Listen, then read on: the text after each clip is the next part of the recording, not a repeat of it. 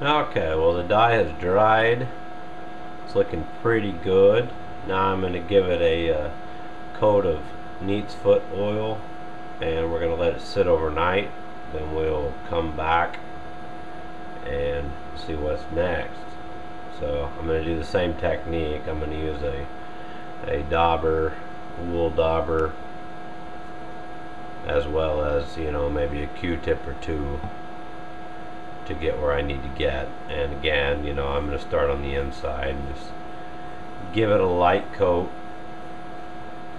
I'm using an alcohol based dye, so it really does dry the leather out. So this is to give it the rejuvenation of oils that it is going to require.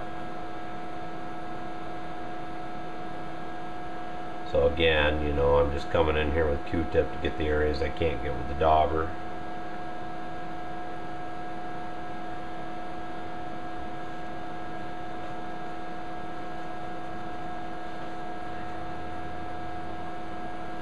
And it looks like I got all the inside. So now I'm going to do the outside. Now, I'm not putting any of this oil on the edges. So we're just going to give it a light coat in here and kind of spread it around. You know, you can't really mess up with this neat's foot oil, that's all it is. So I just want to make sure we get it all coated.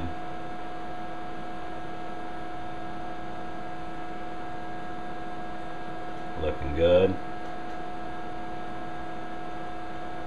Go ahead and turn it over and start working this side.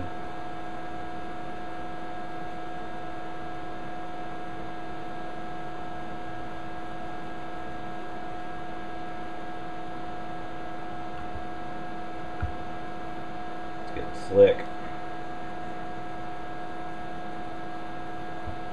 You know, this stuff goes a really long way, as you can see.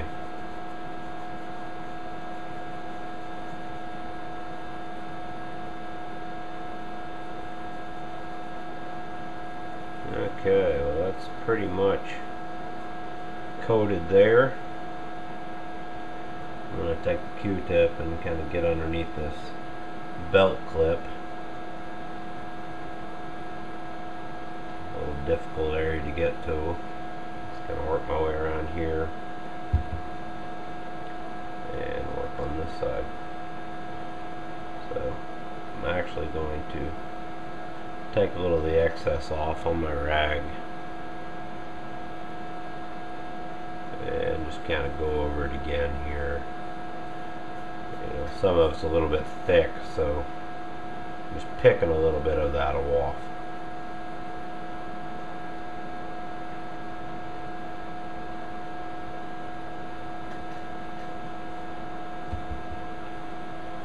Alright, well that is that. So I'm going to let this sit overnight.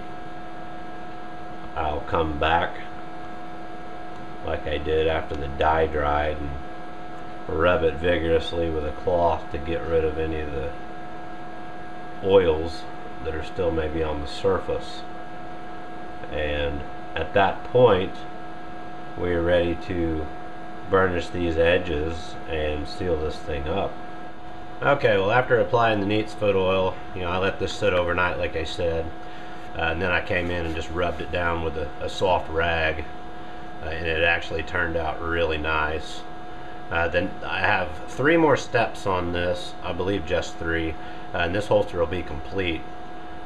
Now what I need to do is burnish these edges again, and this time I'm going to be using beeswax.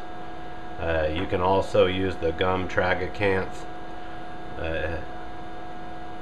to do that. I didn't even experiment with that. I'm just going to use the beeswax, and I'll work them around on my drill press with that dowel and clean these edges up.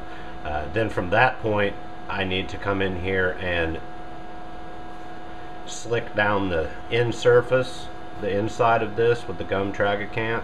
I'm going to do a quick shot of that. I'm not going to actually show the process, but this is the process I'm going to be using. This is just a scrap piece of leather here. I'm just going to use a wool dauber and get a little bit on it. And I'm going to put a little thin coat on here like that, and then I'm going to come back in with this edger creaser and just vigorously rub this to push those fibers down. And from what I gather, as this stuff starts drying, it'll hold all those fibers down. You know, this leather is, you know, from Tandy. It's kind of scaly on the back, so I'm going to be doing this inside the entire innards of the holster, just like so. And you can probably see that it is, you know, maybe laid down, but it feels really good, nice and slick right now. Going to do that. Once I get that completed, I'm going to come back and seal the outside of this, and this holster will be complete. Okay, well, I wanted to do a quick clip here. I did put the gum Tragacanth in here and smooth down all the fibers on the inside. It's kind of hard to pick this up, but they laid down quite nice. It feels really nice and smooth in here, you know, considering how fuzzy it was to begin with, as well as I went around and burnished all the edges. You know, I'm trying to get some light in here to show how well they turned out. I think they turned out quite nice for a first attempt on working with leather, especially making a holster. So it's looking pretty good. The final step that we're going to do is apply the top coat on here, a protective sealant, and this thing will be finished. So I'm going to get set up for that, and then I'll do a shot of doing the sealing, and then I'll show the finished product past that.